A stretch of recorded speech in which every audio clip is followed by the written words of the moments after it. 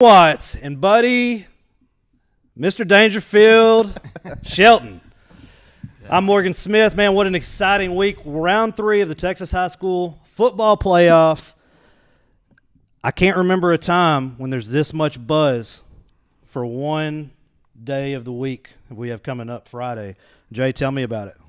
Well, I've had this week circled since last year's loss for Pleasant Grove, and I figured this was going to be a PG Carthage, and to wrap a bow on it, we get to watch a little Texas High afterwards. So, man, big shout out to Jerry Gucci Stanford for golly, buddy. See, you can't take Buddy nowhere. But Jerry 100% calling for this flip, which home and home, and in the playoffs, home and home doesn't actually mean home and home in round 3. It's just you get to pick a stadium in your area. So for him to do this, shout out to him, like for real, because this is such a treat for Texarkana and our fans, the players. This place better be packed, or I'm calling everybody out. Well, for my wife to buy Texas High tickets, it's got to be a pretty big day, and so I'm excited about it. I mean, there's a lot of TISD folks that are going in early to catch the PG game, and there's quite a few PG folks that are going to stay. So as far as the crowd goes, both Pleasant Grove and Texas High may be playing in front of the most raucous crowd that they've had all year long. You know, the PG win will also help that Texas High crowd. If they don't win that game, you might not have as many people. So let's hope for a win in game 1 so we got a heck of a crowd in game 2. It's just going to be an exciting day of football. Like I won't sleep much Thursday night. I think I'm leaving like 9 or 10 Friday morning. We're going to have our entire staff there, Tiger Vision for the Texas High game. And y'all know if it's in Longview, if y'all want to, get some great pizza, you can go get Pizza King in between games, but we're going to cater that because it's my favorite, and if you don't like it, then you just don't have to eat it. Love Pizza King. But, yeah, all right, we'll come on out in between games. I told Jennifer to get enough pizzas for about 30 people, and going to be a good time. But I guess we're going to talk about that game here in a little bit now that I'm looking at this TV screen. All right, so Dangerfield Hooks. Oh, God. Dangerfield Hooks, Buddy Shelton. I had a lot of compliments on you in the booth. Well, man, really that goes out to Matt and Jay. I mean, they're amazing at calling games. I mean, if you really just sit up there and listen to them, man, what can I say? I was just kind of a third wheel up there, just kind of spitting some stuff out. Well, I wouldn't limit yourself there. I mean, you provided some context about the Hooks players and what's going on for the season so far. It was definitely fun for Matt and I to be able to call that. We got to see some great athletes. Selfishly, it just didn't end the way that I was hopeful. I will give out, Dangerfield O-line and D-line. I mean, that's where I think the game was, the biggest difference. Oh yeah, big shout out to the Dangerfield Tigers, man. They came in there, they took control of that game, and they controlled it the whole game. I mean, it was they wanted it, and they took it. Do you think they were the better team this year, or do you think they played better and Hooks didn't play good? I didn't get a chance to watch it, so I'm just kind of man, there's so much I could say. I mean, there's just so much that I looked into before. They were very hard to gauge coming in. They absolutely have some dudes on that team. Main thing, Billy, I guess because he probably didn't want to say it, they completely controlled the line of scrimmage on both sides. Oh, for sure. It was just Rip had no time in the pocket.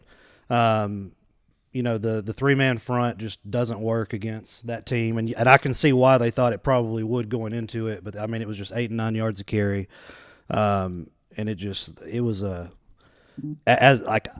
my last high school game ever played was against Dangerfield, and I felt like I was going back in time watching this because what happened to them was exactly what happened to us. They just ran the ball, and you knew it was coming and couldn't stop it.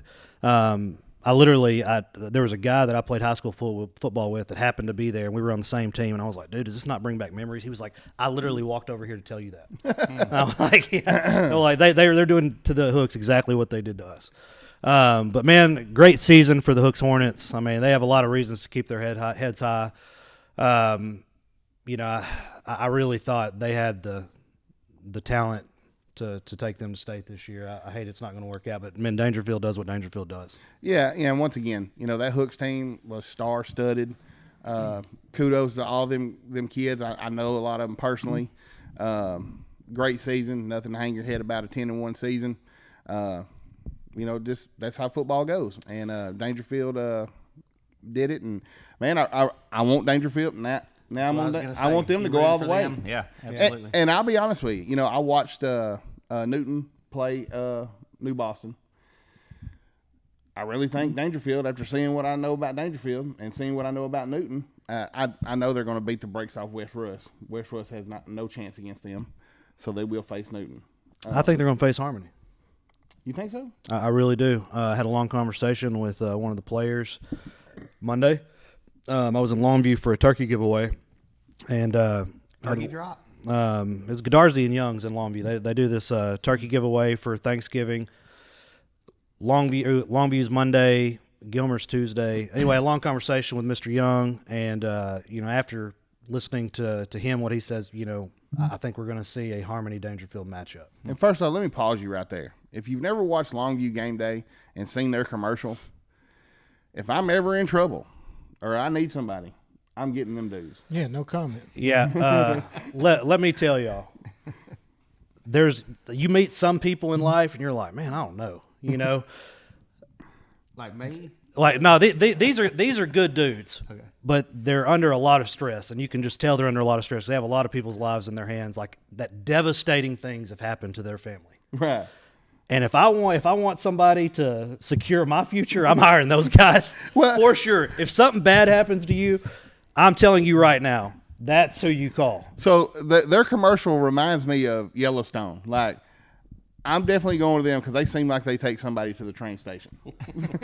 I mean, their commercial gives you that vibe, and I'm like, hey, they have sharks in a what is it, fishing tank? Right. They have like sharks swimming around in there. Like these dudes, it's like something you see in a movie, and then you meet them. Like, hey, Brent Godarzi, I can get intimidated, and I hadn't done nothing wrong. Right. I'm just in the building, and I'm like, man, can I walk down this hallway? Like, this dude is serious all the time. Yeah, check their commercial out. It's a good one. But hey, I do want to give a huge shout out to the Hooks fan base. Showed up and showed out as always. Man, it's always a pleasure doing something with Hooks. I thoroughly enjoyed myself. Wish the outcome would have been different, but the stands were packed. Another again, thanks, buddy, for raising that money for us to be able to do that, man. Yeah, and that's one thing. Shout out to the Hooks community. We travel well with pretty much every sport we do. Great community. I almost had to sit with them at one point, and Jay can tell you about this. If you've never climbed them stairs over there at Pittsburgh, bro, hey, I about just said, hey, I'm just going to sit down here with you guys about halfway and let Jay and them just have it. Yeah, Morgan. Well, I heard you weren't up there in the second half. Yeah, Morgan needs to have a thin squad too. I was catching my breath in the second half. There's a reason I never go to the press box. Y'all ain't ever going to catch me in the press box unless Pizza King is in there. Shout out Longview High School. Well, I will say this, Morgan. Mr. Hampton is as advertised. Mr. Hampton,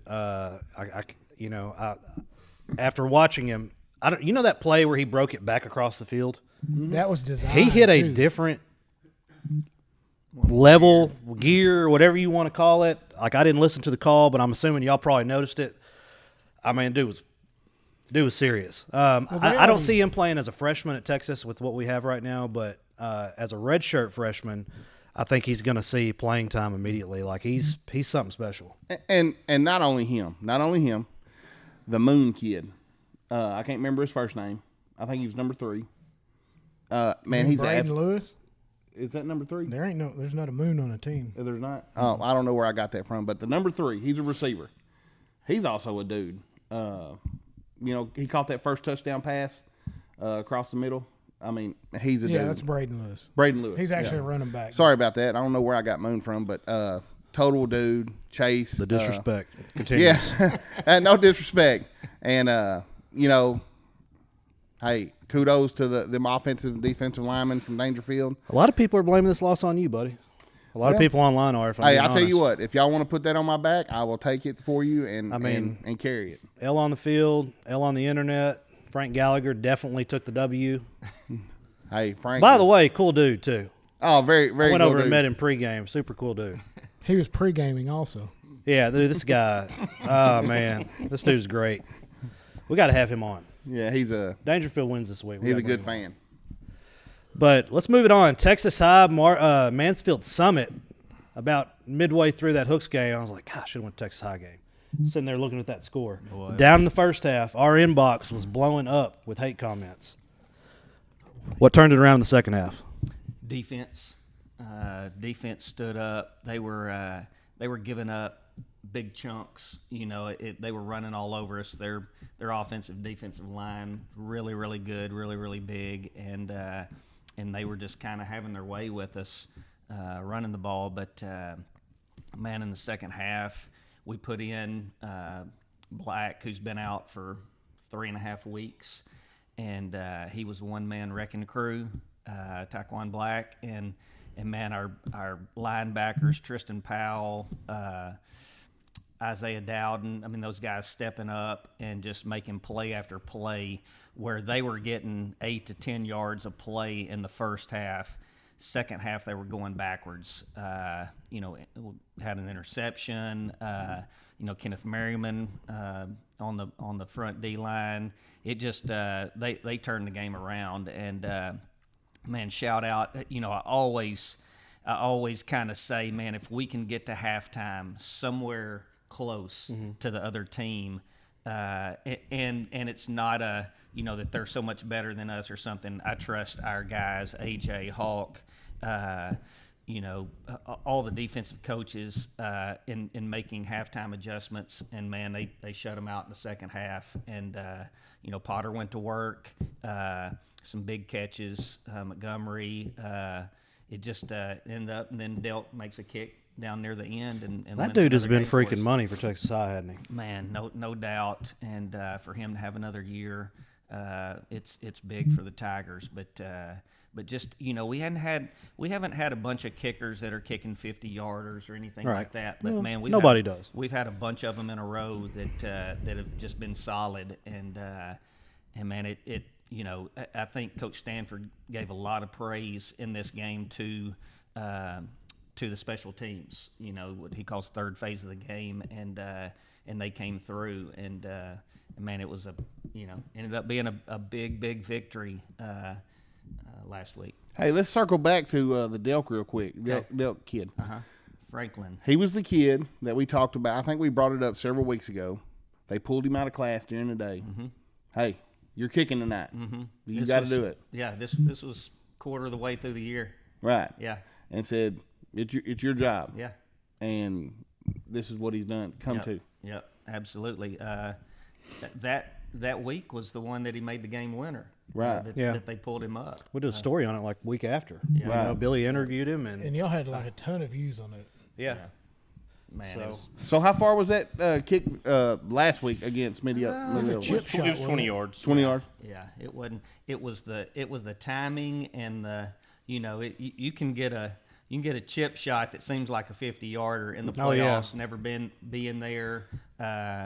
His older brother played, but for someone that's just come up this year and he does his job.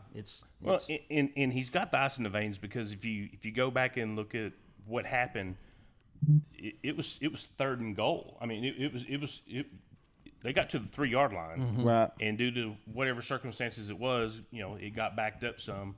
I mean, if I'm a young kicker and I'm watching my team and it's getting close, and all of a sudden, hey, they've got it all the way to the 3-yard line, man, this is going to be an easy chip shot. And then all of a sudden, hey, by the way, we're back 17 more yards, get after it. Well, Right. and here's another thing is a lot of times you'll see a team that gets down there and it's this late in the game, it's this late in the playoffs, or in the playoffs, and you'll see a team just say, hey, we're just going to go for it. We're And going to go for it. that's- and for and- them to, Coach, shout out to Coach Greer. He does a great job with the special teams, and you never really hear his name until someone misses a kick, or someone botches a snap, or someone lets a run back or something like that. So we need to give him his due, and I think Coach Stanford has all week long He's done a great job with that special teams. You don't get much special teams during the week. It's you got a lot of people, but we continuously put a bunch of our starters out there in certain spots and things like that. And man, it's proven true. In high school, 3 points will win you a game. If you got a kicker, that is big, and it's something that it's a weapon to have, and use it to your advantage. And they can be the GOAT too. Yes, sir. It's just one of those deals. It's you're a week away, so you don't want to give them too much praise or anything like that. I mean, he's accounting for 20% of all Texas high points. Let's move on. PG Caddo Mills, man, what a murder scene this was. First 48 was on scene, and they solved the crime very quickly. 56-0 at halftime. And honest to God, it could have been worse. They needed those attorneys to get them. Yeah, they needed Godarzi and Young down there negotiating something. But I tell you, the coach did it to themselves. Hold on. Come out at halftime. That coach says, no, we're not going to do a running clock. And I can understand dying on your sword or your shield or whatever you want to call it. But, my God, you're down 56-0. And when they went down and kicked that field goal, keep in mind the twos were in. They had to put the ones in to stop them from scoring. But when they kicked that field goal, I was pretty close to Coach Gibson. I said, Coach, they're about to onside kick it. He said, there's no way. And I was like, no, they're going to onside kick it. They came out and onside kicked it. And Gibson once right back in, ran down and scored. And that I give it up to this Caddo Mills coach. I mean, he's a better man than me because I'm telling y'all right now, we would have ran right up the gut, 3 plays, punted, and then expected the same thing. For this dude threw the ball every down in the second half. Another thing, down 63-0. Morgan, is even when they had 2s and 3s and maybe even 4s, who knows who some of the kids were, they're still playing the first string offense. So the quarterback, Gonzalez, he never came out of the game. Yeah, I know. Never, and I mean, the number one running back, the number one O-line. Now, late in the game, they did put some defensive subs in, but they kept that main group in, and that main group still only scored 10 points on the 2s and 3s. Yeah, and I mean, their wheel was broken, let's call it what it is, but I can understand the other coach's point of view, like, hey, I got to teach our program. We don't quit no matter how much we're down. Like, I get it. But the onside. Yeah, the onside kick thing, if you weren't in round 3 of the playoffs or round 2 or whatever it was, like, I think Gibson would have really ran it up on him. I mean, he must have coached at Edgewood before. Like, I don't. Yeah, but you also don't want to put your ones back out there and get somebody hurt in a 56-0. I know, but I feel like he had to make a statement like, all right, if you're going to do this, well, they only like, we're going to keep series. playing, So, I mean, they only played one series because of that onside kick. Right. They wouldn't have played at all. And I 100% agree with Gibson. Like, dude, that would have – I ain't got a dog in the fight other than I'm a fan of our teams. Right. Like, it kind of pissed me off because it was obvious they were about to do it. Well, Because you don't kick a field goal down 56 points and come out and not kick an onside kick. Right. You know what I mean? So – oh, and I've seen some games like that before too. So you're kind of like, okay, if you want to keep doing this, then. And then PG scored. I forgot about this. I'm just remembering this. PG scored, and then they kicked an onside kick. Yes, they did. They were like, all right. Now, granted, there had been a 15-yard penalty. Yeah, you're messing up the story, man. Come on. Ben. I'll leave those facts They out. didn't need all the facts. Just need to know that they kicked an onside kick. They 56 to they were up 63-3 at that point. They were like, all right, we're going to kick an onside kick because you what the other did. coach think about that? He was just, thank God they got the ball. So I did get a big ugly text message from a friend of mine. So a friend of mine reached out and was like, hey man, is the PG game going to be streamed? And I said, man, it's going to be on NFHS. And he's like, I'm not paying that. They're going to win. Well, I think it was Ben last week said Caddo Mills their quarterback was, this dude, and nothing bad against the kid. So I was telling my friend, I said, well, hey man, you never know, man. They say that this Caddo Mills quarterback is a dude. And he goes, oh, really? And I was like, into buying it. yeah. Well, I mean, once you buy it once, you can, yeah. you can watch everything. So he's got it again for this week. So lucky about that. But anyway, so I tell him that. I get a text when I'm up there in the box with Jay and Matt. I thought you said this Caddo Mills team was good and this quarterback was. I said, I don't know. This is what I was told. They may be good. Yeah. But they weren't playing. They weren't that PG all good. year. They weren't PG good. In 5 and 6A, it's fair to say that the DFW area is kind of the elite. Houston's elite. But you get down to 3 and 4A, that outside of Gunter, that Metroplex is monumentally behind what we are over Why here. is that? Because these kids are going to those big schools. Yeah. I mean, that's the only thing that makes sense. But last year Cattle Mill. Why is every team surrounding Carthage not good? Yeah. It's the same thing, and that's not like knock on Carthage or anything. It's just if you're at Henderson, why would you not want to play at Carthage? You know what I mean? Like, it just makes sense to me. Well, the one drawback is that Pleasant Grove didn't leave without a couple of injuries, so that could come into play against Carthage. But next man up. Yeah. They lose. Most likely, it's going to be the center, and so it'll be interesting to see. I think he's doing everything he possibly can on earth to get back into the game, but. It'll be interesting, just see, what players are able to come back. Why do I not see PG Carthage up here? See That's Texas? game of the week. Oh. All right, well, who are the players of the week? Players of the week. All right. Texarkana Friday Night Lights picked on offense. We picked Chase Johnson. And Chase Johnson last week, 321 yards, 4 touchdowns. 87 on the ground, 263 in the air. Chase Johnson. Where does he play at? Dangerfield quarterback. Okay. And and That's so dirty. You're gonna do a buddy like that? Big number 0. Oh, hit the Here's kid. the Hey, deal. deserving. We're very objective. deserving. We're objective. I mean, I'm deserving. just if you're objective, well, let's have an argument then. Akari had 6 touchdowns. Well, Akari had 184 yards, 6 touchdowns, and after we do good this week, he'll probably get it next week. But Chase Johnson against the number 4 team in the state. You're gonna stop using the word "we" at some point. I promise you. I can tell you from experience, it's not what you want to do. What now? Using the word "we." I've run into that. Yeah, but y'all can. I've run into that before. Okay, No, Ben is a man of the people now. He covers 98 schools. You can't just It's 42. can't just claim one. But anyway, Chase Johnson goes number 4 team in the state. They come in as 11-point underdogs, and Chase Johnson's a difference. Aaron Hampton was great. Quinn Webb was great. Braden Lewis.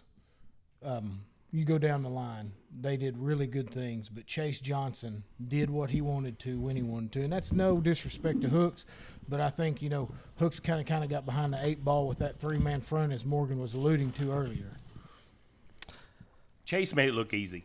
He did. I mean, he scored 2 on the ground, 2 in the air, and just made it look easy. Never looked like he was stressed all night long. And our defensive player of the game, or defensive player of the week, is Isaiah Dowden from Texas High. One of my favorite players. Kendravian Bruce had a great game too. I want to make mention to him. Boyce. It's Boyce. Boyce. Papa. But Isaiah had 13 tackles, 2 tackles for loss, and a quarterback hurry. Boyce had 15 tackles and an interception. So, I mean, you could make a case for him, but we went with Isaiah. Yeah, Isaiah made those plays at key times during the game as well. And, you could give a game ball to all of them. Can I give an honorable mention? Yes, sir. Landon West. Oh, I've got him right here. I was actually going to mention him. 1 touchdown catch, 6 tackles, 2 hurries, and an interception. Dude, he is like. He's come on the scene. Has he ever? Like, I mean. He's the one you did the You know highlight who- video on. You know who, like, reminds me of? And, like, this isn't. He doesn't, as a player, remind me of this person, but just in general. Sergio Rodriguez. Walks on a football field. You would never look at him twice. And I'm being serious. I know. But dude can ball. Like, Sergio was that dude. Landon West is that dude. Landon's had to wait his turn, but I'm telling you, it's in the conversation to say Landon's the best linebacker we got. And I'm not saying he is, but if you line them all up there, I can't tell you I'm not going to pick Landon West. I can tell you this, how he stands out. I don't even know the kid. I was watching the game. He's asking, I text Ben, who's 33? Yeah. I mean, he's a great football player. Well, the last thing I want to do is for Morgan to go back and get all the calls that I've made for things that are going to happen. But if you go back to the walk-ons episode for Pleasant Grove, I had a little conversation with Mr. West telling him to remind Coach that he's got hands. So it was a fun game Maybe to watch Coach him was perform. listening. Could have been. And here's the deal. Landon's been a dude since he was 4 years old. I had him when we were in T-ball. Oh, here we go. Tony Langford 2.0. Well, it may be Tony Langford. But when Landon and Brody were in second grade, we won the Super Bowl. We actually won it in first grade too. But anyway, Landon. But back then, it was Landon and everybody else. It's like 6 Because degrees Landon of Ben was- Watts. Landon was just faster than anybody else. And before he came over here from Arkansas High, Landon was the quarterback over there. He's a great baseball player. You know, he's kind of burst on the scene over here, but Landon's always been good at everything Landon did, and he's a great kid. Good. All right, number 1 verse number 2, Carthage, Pleasant Grove. Let's start off with what it's going to take to win. I think I'm really worried about the center position, but I think let's assume Greer's going to play. Large body. Reports are coming in that he's doing very well this week in practice, showing up early, staying late, exactly what you want to see in a game like this. At the center. At the center position. You know, I've talked to him, not every week, but I'll see him on the sidelines like, man, your time's coming. And what a game to throw him to the fire in, but I like it. Well, in my notes, I've got welcome to big boy football. Yes, and So I mean, this is going to be. If you could go back or go into the future, this might be the defining game for KJ Greer. I've never walked down a field and said the very first play, I'm looking at a lineman, but I'm watching him. The very first play, probably second and third, I need to see that defensive tackle is real deal, and he's going to be on his head. So he's going to be putting pressure on him. To my knowledge, I don't believe he's ever played center. Not to say he's not going to be good at it, but he has no game experience at center, supposedly. What year is he? He's sophomore. I have no doubt in his ability, but there's a big difference between a sophomore and a senior, especially a senior that's a dog. So let's see what happens, but that's where my eyes are going to be right off the bat. I want to see is he going to be an asset or a liability? And all signs point to assets. So that is kind of it's odd to say, hey man, like what you're looking at specifically is a lineman, but that's the one that to me is making a lot of sense right now, that he's got to play well for Pleasant Grove to win. And I think that the last few weeks, Pleasant Grove has probably put some schemes in specific to that Carthage defense. So we're going to figure out real quick where Pleasant Grove thinks their weakness is. Those first couple of series, because I mean, I think in this particular game, you don't want to spot Carthage 14 points. Oh, absolutely. And Carthage doesn't want to spot PG 14 points. Correct. And so it's going to be interesting just to see how Pleasant Grove does scheme this with the change in the line. Even though, even with Caden in there, it was going to be interesting.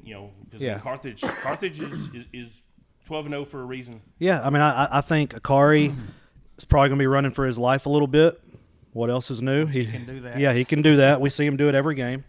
And I think the offensive line's goal right here, they're so good on defense.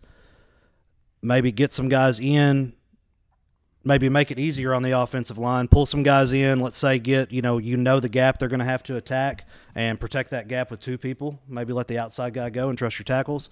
I mean, we'll just see. The thing with this game is it's going to be hard for your average fan to comprehend because the coaching in this game is going to be so great. There's going to be mind games being played between coaches, not between players. So they're trying to confuse the players on the field, each coach is. And the big difference in this game, Carthage has a lot of sophomores, Pleasant Grove has a lot of seniors. So they're going to be harder to confuse. But, man, this is high school football, like what it's about. Let me ask you this. 'Cause it's kind of weird to me, but I hear y'all talking about this, and it seems like back in the day it was Gilmer, and Gilmer was circled, and you would always get to Gilmer, and here recently Carthage is circled, and you get to Carthage. I got to think that Pleasant Grove was circled for Carthage. I got to think that they're right on the same playing field now, and do you think that, because I think both of them before the year started knew that this game was going to happen. I hear y'all talk about it. I hear them talk about it. Do you think that these coaches have been putting in plays or doing stuff all year, all season, all year, knowing that this game was going to happen? Do you think that we released an interview this morning. you can go back and watch it. It should be right below this live stream. Coach Gibson talks about that. I didn't get up. Yeah, it's fine. Sorry. It's fine. You don't watch our content, Billy. He talks about this being, the week he's had circled, and it's what keeps him up at night. And we've had some private conversations just, about this particular game and what it's going to take. And yes, have they been working on it all year? Yes. I can even Did they work on it instead of working on a playoff team week 1? Yes.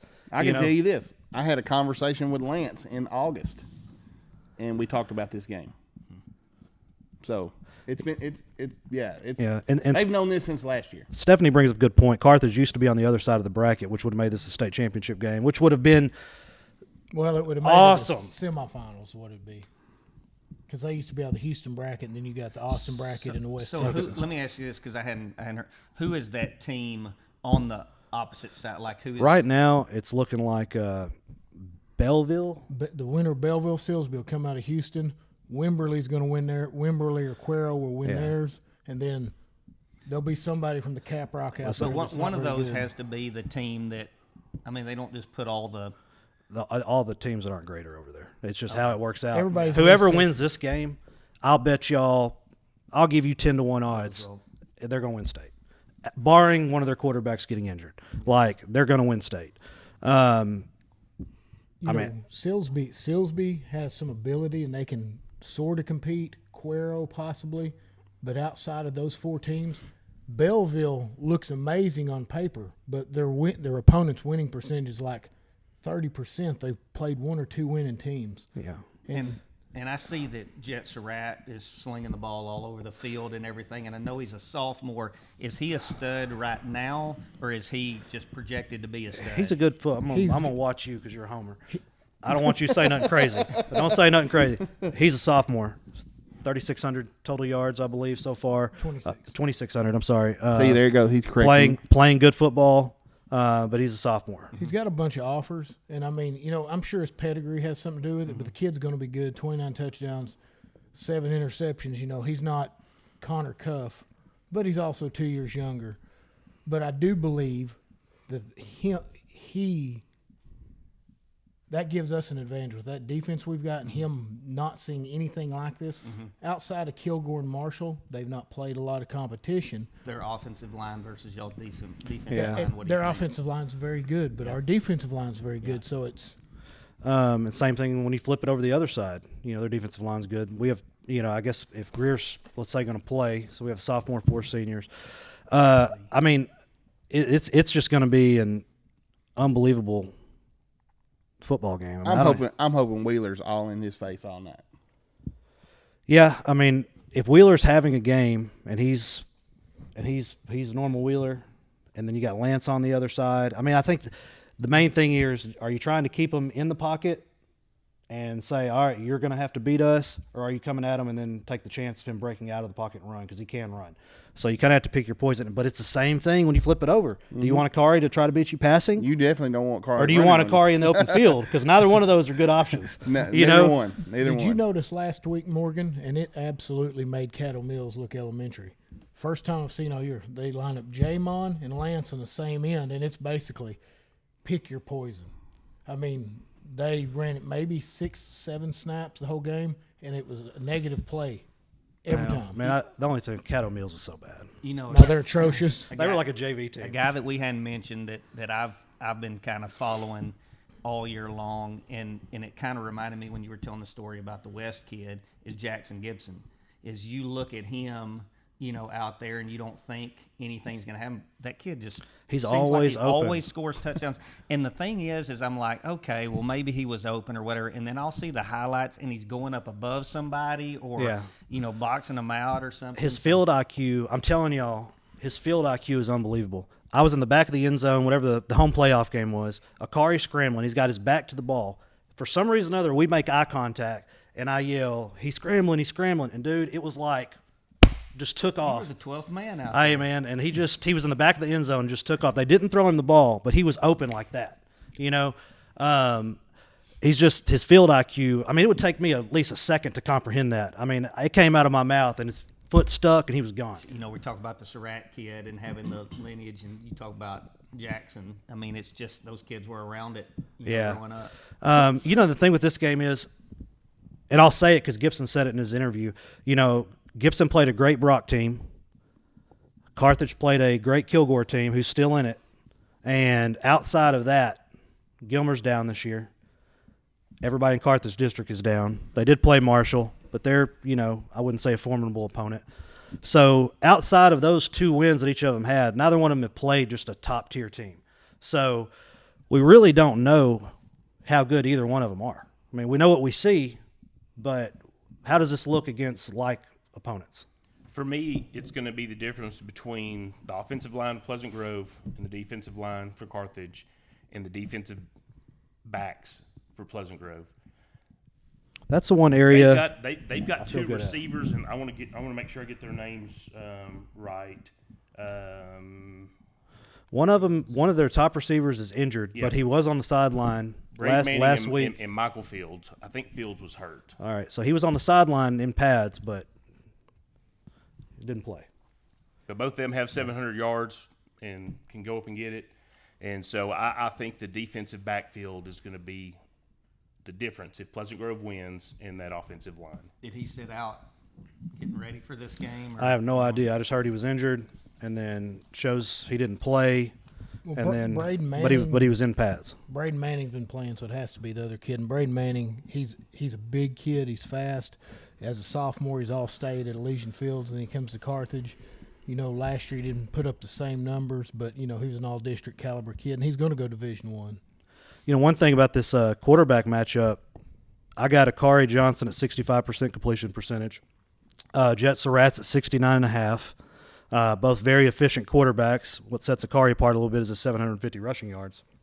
I don't know about Surratt on his, but, man, it's just, God, how exciting is this for the city of Texarkana? We put that video y'all know I normally don't like post videos just talking, but I felt like it was one of them deals. It's such a big deal that we had to get that out quick. And once again, shout out to Stanford for scheduling his game right behind it. I mean, this is just this is really amazing. That's big on his part to nobody told him to do that. He was like, man, I think but Stanford does that. I mean, look at the way the kids dress. Look at the helmets he's got. Look at the helmet combinations and jersey combinations. It's like, I wouldn't have said I'd expect this, but now that it's happened, I know why it happened, because that's the type of dude Stanford is.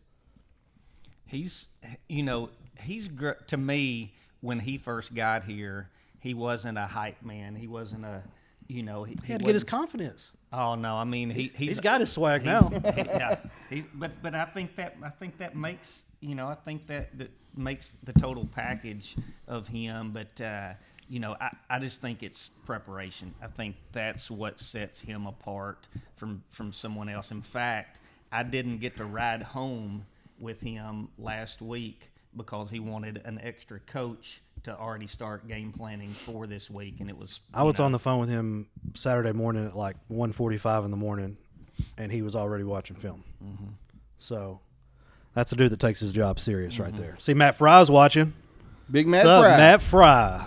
The GOAT. Hey, shout out to Matt Fry, man, on what all he's doing over there. I don't think people realize how much time and work he's having to put in with all these buildings that are going on, because he is like the main dude over there that has to worry about all that. And then on top of that, he has his, I know it's part of his job, but his normal job, which is, I forget his title. What is it? Do you know? Director of Operations. Director of Operations. So he's got all that, plus all this building stuff. What an asset he is to Pleasant Grove ISD and the community. And his kids, and to game day, man. Thank you for everything you've done for us, Matt, for real. Very good play-by-play guy. He is. He's great. Oh, very good. Very good. He's great. All right. Texas High, Lovejoy. Texas High is going to have their hands full. Lovejoy is a very, very, very, very good football team. But so is Texas High. The defense on Texas High, if they can keep these games like they have with 14 points, allowing the other team to 14 points, like legitimate chance. Anytime your defense is going to hold under 15 points, you have a legitimate chance to win every game. If you're in the third round of the playoffs, you're good. It's just there's no ifs, ands about it. If you're in the third round, you're good. And for the first time in probably my history with Texas High, we're healthy. You know, we don't have kids out because of grades. We don't have kids out because of knee injuries. Everybody's back, and it seems like we're at full strength. And, you know, I'd give the nod to our coaches for having us prepared and for setting a good game plan. And, I mean, that was a tough game that we just faced. And I think everything that we had in the preseason, or what I call preseason, non-district, those games got us prepared for this run. And, you know, now it's up against Goliath. But, you know, we've taken down Goliath before, and these kids, I mean, they see social media and they see people not giving them a chance and things like this, but they don't flinch. I mean, you know, every guy out there thinks he's the best on the field, and I think there's something that Coach Hawk said. I sent him some pictures and some text the day after that victory or whatever, and he said, man, he said, you know, these 16-hour Sundays are worth it when you're winning on Friday nights. Yeah. And but the thing he said at the end is, he said, this team is special. There's something about this team that sets them apart from every other Texas High team. And I thought, you know what, sometimes that's the nod. Sometimes that is the thing that takes you over. This team's just bonded. They're brothers, and I know we throw that around a lot, and they throw that around a lot every year. But, you know, who knows? I mean, there's a bunch of dudes on the other side that for Lovejoy, and, you know, give them credit, but, they're beatable. Yeah, this is Lovejoy's all-century team, according to them. But, you know, the main thing, like, Potter has to play well. Thing with Potter is he's completing 58% of his passes, but you can trust him with the football because he's only thrown 2 interceptions all season. So he's going to have to play a lights-out game, which we all know he can, have 2,000-yard rushers. TJ, and shout out to the sophomore, Shavante. Well, Big touchdown catch. Montgomery, yeah. I was wanting to get around and to that not earlier. only was it a big touchdown catch, he was being pulled down from behind, and there was a flag on it. And I mean, that kid's strong. He's really, really strong. He also averaged 44 yards a catch. It's hard And to has do. stepped in when his time came. Absolutely. That's exactly right. It's hard to stand on the sideline and then get called out for a play, and you know they're throwing you the ball. It's hard to go from spectator to player, but he's done it several times, man. Shout out to that. I like him. He's got a bright good future. kid. And I doubt Jerry's going to put me on staff, but I have been able to watch two of the. He the put last, everybody else on staff. Well, the last 2 Lovejoy games, I was able to see a lot of their plays, and sometimes your best running play is a pass play. The short pass plays, I think, are going to be available to Lovejoy, and those cornerbacks will get lulled to sleep, and then David J's going to go deep. Shout out to Coach Cross is watching Texas High's new basketball coach. They went down to the Piney Woods Hoop Fest. Hoop Fest is coming next weekend, Texarkana. By the way, hey, next Friday, Saturday, be sure, come yourself, but let the kids know some of the top basketball players, that the guys they're going to be watching play in the NBA in 2 years are going to be in Texarkana. Hoop Fest is coming. I'm sure Duncanville will be there. Yeah, Hoop Fest is here. So, next week they had the Piney Woods Hoop Fest. This week they are having Thanksgiving Holiday Hoop Fest in Dallas. I believe it's at Duncanville. Top basketball players in the country come, and you get to watch them. Who's the guy that played at Arkansas? Anthony Black. Anthony Black was here 2 years ago. So bring your kids out. That's the Friday night games, the Saturday night games. They're all going to be legit. And then I saw Todd the Goat Marshall. Yeah. He was down with the flu last week, but see, he's watching. He's communications director at Texas High. Shout out to him for Does a really good job with all your stuff. all your communications. Yeah. Dangerfield, West Rusk. Dangerfield by as many as they want. Oh, here we go. He just gave them the Frank, bad mojo. this dude is so scared of Frank that he's just gonna say whatever. Frank has got him shook. Frank, Dangerfield, many as they want. Well, You ain't Dangerfield. getting another picture of me.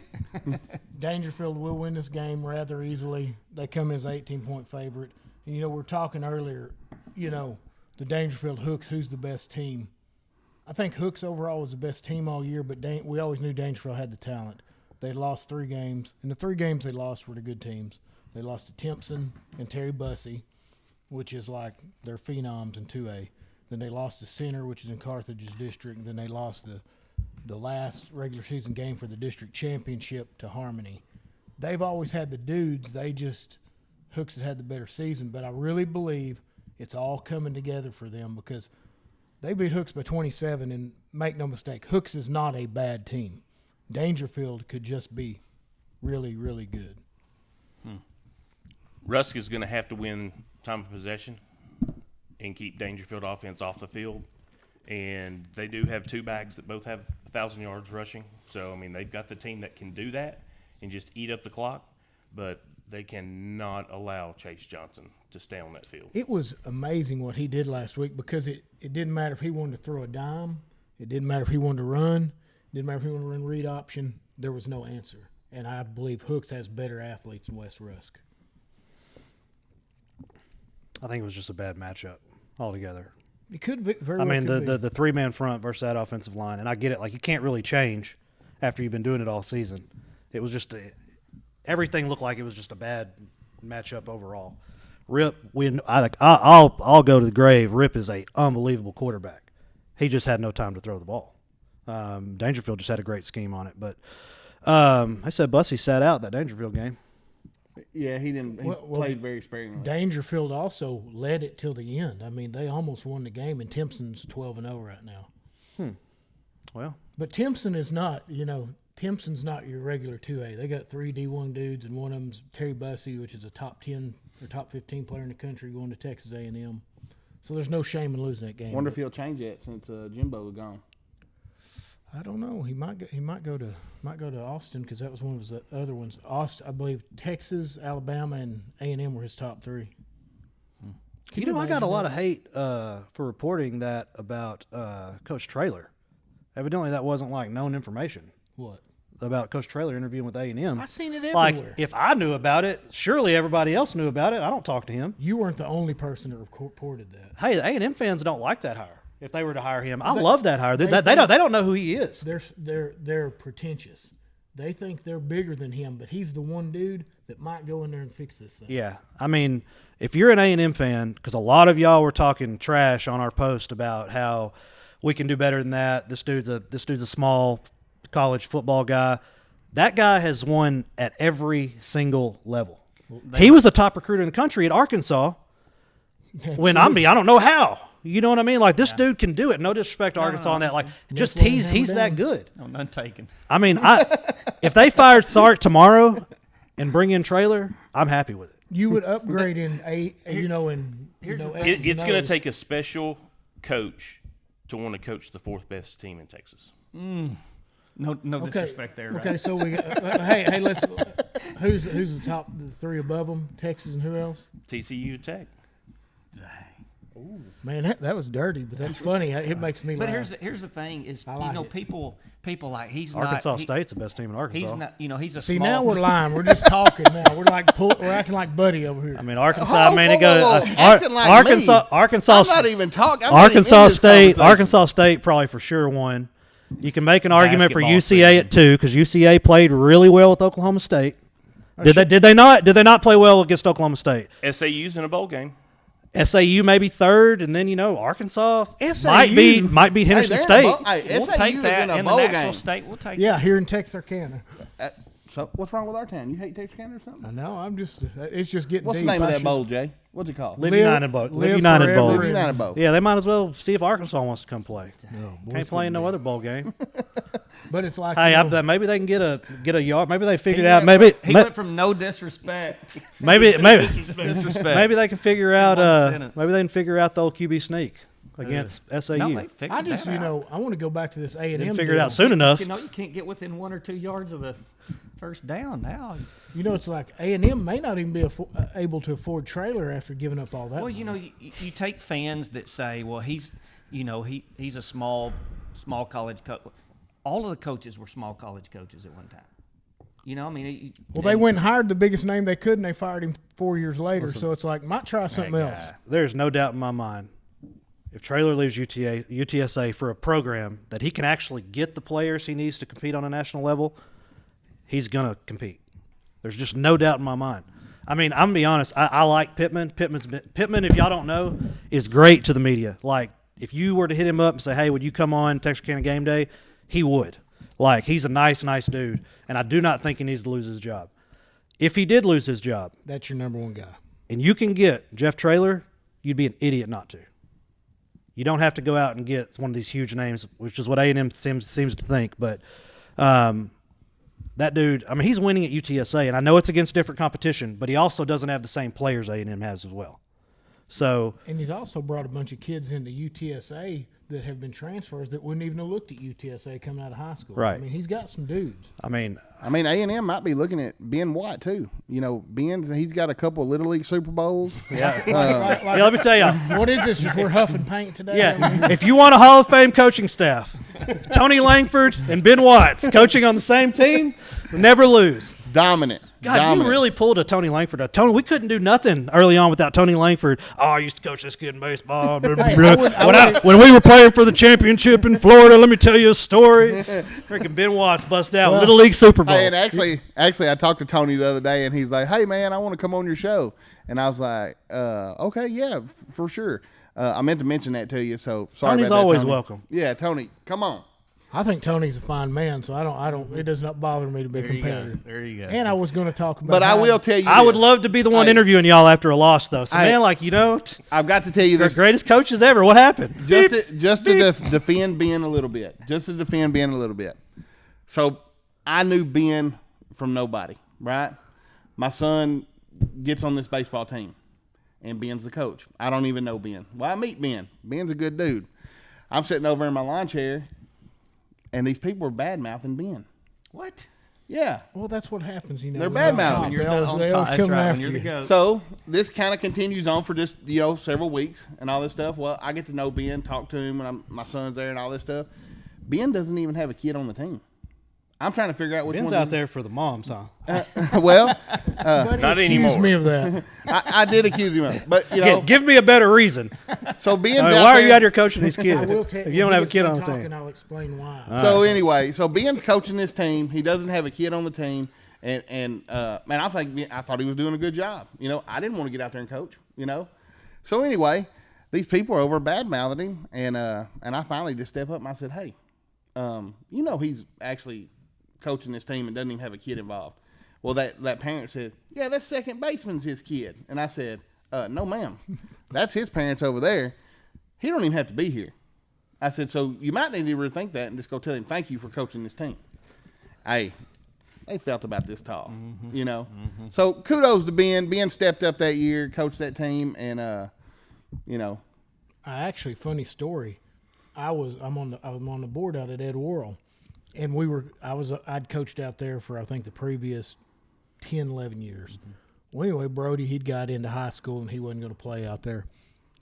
Well, we were short coaches, so I was like, well, I'll do it. Well, then I find Buddy Shelton, and I'm like, I literally give this team to Buddy for 2 weeks.